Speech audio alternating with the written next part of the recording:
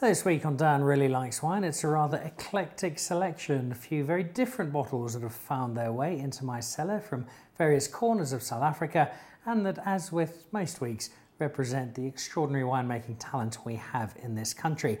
And that starts with a family that is extremely well known. If it comes to wine royalty in South Africa, then these guys are certainly right up there, the blue-blooded Finlaysons. Now, the Crystallum label is currently in the hands of Peter Allen Finlayson, who's one of the most exciting young winemakers we have in South Africa, alongside of his brother Andrews, marginally better known as an architect, but has a great passion for wine, as one would expect from people who come from the Finlayson family. Peter Finlayson, you'll know from Boshard Finlayson, a man whose Pinot Noir is known right around the world and is celebrated appropriately. It's quite superb. I had lunch with him at the cellar last year. It was as good a wine and food experience as I had. And then there's Walter Finlayson. Now, Walter I know through a wine auction I do every year that Walter's involved with through the Rotary Club in Paarl, and it was Walter and Peter who kick-started the label that's now in the hands of the second generation. Peter Allen does a lot of wine. He's married to the daughter of the owner at Gabriel's Kloof, and this is a Chardonnay for which he has become particularly well known. It's called the Agnes, and this is the 2014.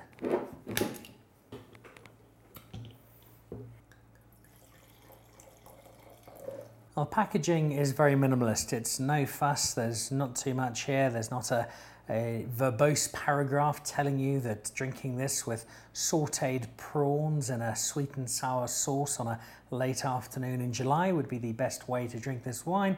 It simply offers it to you, and there are a couple of reasons for that. It could well be that the Finlaysons are quite happy with a fairly simple process, but I think it's more that the wine itself can make all the statement that is needed. Nothing too much needed on the packaging.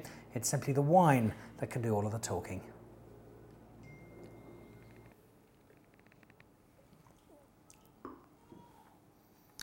And that is just a magnificent glass of wine. Chardonnay is on the up and up and up in South Africa, and when we're making it like this, it's not hard to see why.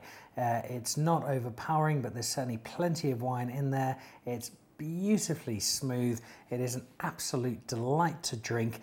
Peter Finlayson rules the roost in the Finlayson family at the moment for his Pinot Noir, but it would appear that Peter Allen is charging very, very fast up behind with his Agnes Chardonnay. This is lovely. From the Bot River, Overberg part of the world, to the other side of the Cape and the Swartland, David and Nadia. David is a Sadie, no relation to Ibn Sadie, who's the crown prince of winemaking in that part of the world at the moment, but David, together with Nadia, also making some extremely nice wine. It's not cheap. This is probably a 350 rand bottle of wine or thereabouts, but what they do make is exceptional, and this grenache taps into both terrific terroir for making wine over on the west coast and also the rise of grenache. If Chardonnay is re-establishing itself at the moment, then grenache is also undergoing very much a renaissance, and in the hands of a number of people, particularly in that Swartland area, we really are seeing some excellent examples of a grape that in the right hands is doing something very special.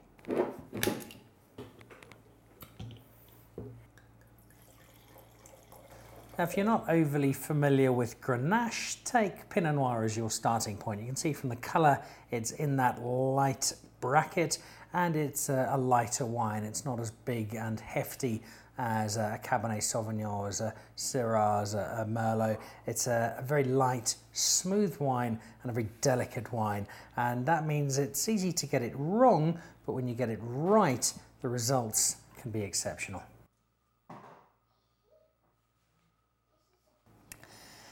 A lot of people get hold of me and they send me letters of sympathy. Dan, we don't know how you do it. The hardship of having week in, week out to taste all this wine, to drink it, to slog through it, and it really is a tough job. And it's particularly tough when the wine is as great as this. That Chardonnay I've just had was superb, and this is quite delightful. It just floats across the palate. It is so light, it is so subtle, it is so brilliantly structured that you almost wouldn't know it was there were it not for the beautiful flavour that comes through with the Grenache grapes. It's done absolutely perfectly. It's Grenache at its very best. I do love Pinot Noir. It's probably my favourite grape, but this is a very able substitute, particularly when David and Nadia have put it together so magnificently. Just a really great bottle of South African wine. Then on to a fairly new wine brand that can fairly confidently lay claim to some of the most ridiculous wine names on the entire wine drinking planet. They make something called the Susurrus, there is the Pandiculation, there is the Aquiver, they've got the their vinyl range, the 33 1/3 and their 45 RPM. They're just having a whole lot of fun playing around with labels and with brand and creating something that stands out, all under the Rapscallion label. And this is a guy called Ross Sleet. I met Ross a while back at a wine show. We had a great chat about what he was looking to do. At that stage, the Rapscallion wines were just finding their feet and making their way out into the market. And in a fairly short space of time, they've had a pretty big impact. I've seen them in the UK. I've seen them catching people's eyes across social media. Ross is very good in that particular space. And what they've done is they've caught the attention, but they've done what you have to do if you catch the attention, and that is to back up what you say with quality of wine. And when I first tasted the Rapscallion, I was very impressed with what they had. The names, tongue-in-cheek, having a lot of fun with them, and producing wine that is both very marketable in terms of, whoa, that's something different, but also has the wine to back it up.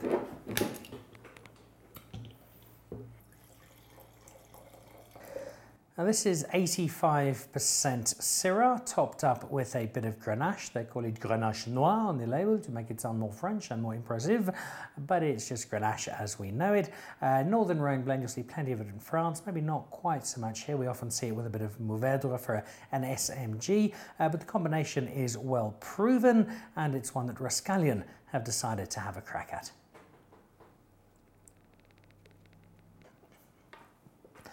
A lot of South African palates on a red wine tend to lean more towards the big Bordeaux blend, the muscular, louder, noisier type of blend.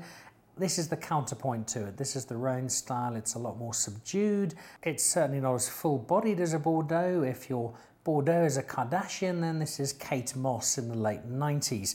It's a lot slimmer in every sense, but it does have a definite finesse to it, and that grenache has played off the Syrah very subtly, but certainly appreciably, and it lends some gravitas to the fun that they've had. Yes, the name and the label, all very playful, very cool, very cutting edge and hipster. You can imagine the guys making this while growing their beards and wearing checked shirts, but what they've come out with is a wine that's just a little bit more serious. It's good value for money. This is not overly expensive wine, but it's well made, it's fun, it draws on the heritage of North Rhone, which we don't see that much in South Africa compared to the more Bordeaux style blends, and it offers something very nice and something very different to what we often get in terms of a red blend in South Africa. And from the new kid on the block, the Bombinate from the Rapscallion range, to something a little more old school, the Bell Tower blend from Asara. Now, if you're watching this and you happen to be part of the team at Asara, my apologies.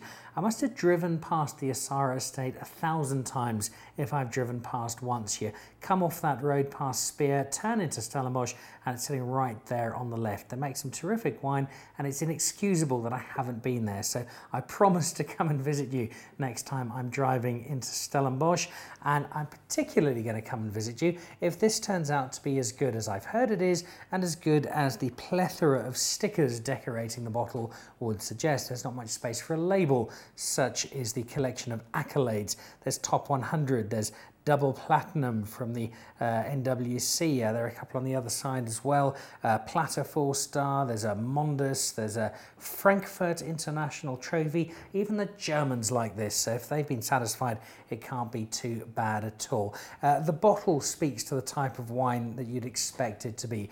Bordeaux blend, really big, solid red blend, and the complete opposite to what we've just had, where the light and delicate Northern Rhone style has just bid us farewell. So the big Bordeaux blend sweeps in and looks to sweep us right off our feet.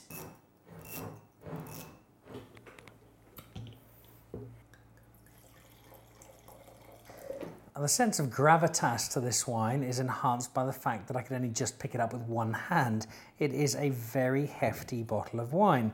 It'd be great if you're staging a murder mystery. This would be a fantastic weapon. It's certainly lethal enough, but it's the wine that we should look at more than its potential as an assistant to a well-planned murder, because the wine really does have a great name. Asara has been going since 1691.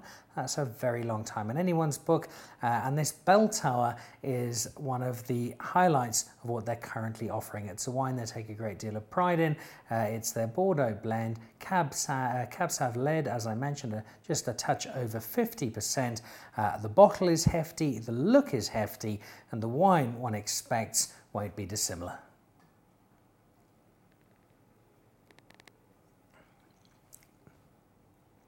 So if the last wine was knocking very gently and quietly at the door to come in, this one just kicks it down and marches straight in. It's a big, strong wine. It's come together really nicely in the Bordeaux blend style that we're very familiar with here in South Africa, and Asara have done a terrific job leading the way with the Cabernet Sauvignon, but building everything else around it and creating a wine that is as strong and as full of character as its predecessor is as light and subdued. Two really nice wines, just in very, very different styles. And that again just illustrates how much fun we can have with different types of wine, and how there really is wine for every different kind of palate. You like something light, you like something heftier, you can find it, you just need to have a bit of a look around. And we've had a look around at some terrific stuff. That Crystallum Chardonnay is sensational. If I could afford enough of it, I would bath in it. In fact, if you're living in Cape Town, there you go, bath in wine. If Cleopatra can manage milk, then I reckon wine's the way to go for Cape Town, and that Chardonnay would be perfect. The David and Nadia Grenache, so delicate, so subtle, so beautifully made. The Bombinate, it's the packaging and the name and just the feel to it that really catches the attention, but there certainly is wine to back it up. And then this, probably, I've got a few more bottles of this. Keep them for winter. I think around my fireplace it'll do a really, really good job indeed. So a very different collection of wine, a selection of 4 of South Africa's wines that not only remind us of all the different wines we're able to make, but just how well we do with all of those different styles. Give them a crack, see what you think. Enjoy.